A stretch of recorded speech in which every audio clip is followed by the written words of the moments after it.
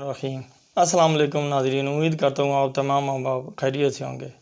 Doctor Suhail जंजू आपका अपने YouTube channel homeo tips में खुशामदीद कहता हूँ। आज का जो मेरा मौजू है वो है सदमा, शॉक।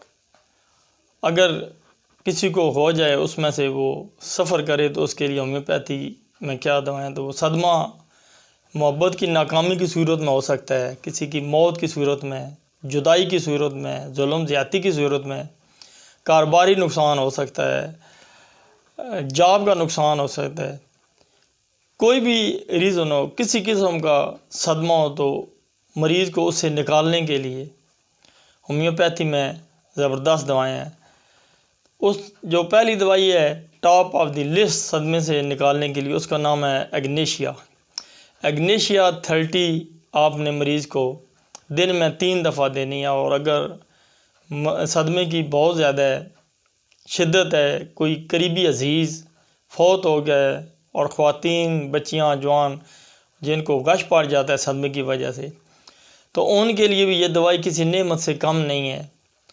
आप उसको 30 पोटेंसी में एग्नेशिया 2-3 खुराकें 10-15 मिनट के बाद रिपीट करें तो इंशाल्लाह मरीज़ की तबीयत संभल जाएगी।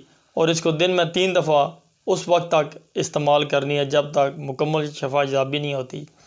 और अगर मर्ज़ पुराना हो गया है या थोड़ा लंबा टाइम हो गया है तो आपने उसके साथ नेट्रम मेओ 200 5-5 कतरे दिन में 2 दफ़ा सुबह और शाम वो भी इस्तेमाल करने हैं। और इंशाल्लाह हफ्ता 2 हफ्ते इस्तेमाल के बाद इंशाल्लाह वो मरीज़ वो सदमे से बिल्कुल बाहर आ जाएगा और खुश खुर्रम अपनी ज़िंदगी जो है गुजारेगा। दवाएं इंशाल्लाह डिस्क्रिप्शन में दे दी जाएंगी। मेरे चैनल को सब्सक्राइब करें, बेल आइकन को दबा दें ताकि आप तक नित नई सेहत के बारे में जो मेरी वीडियो आप तक पहुंचती रहे। तो अगले प्रोग्राम तक मैं आपसे इजाज़त चाहता हूं। अल्लाह हाफ़िज़।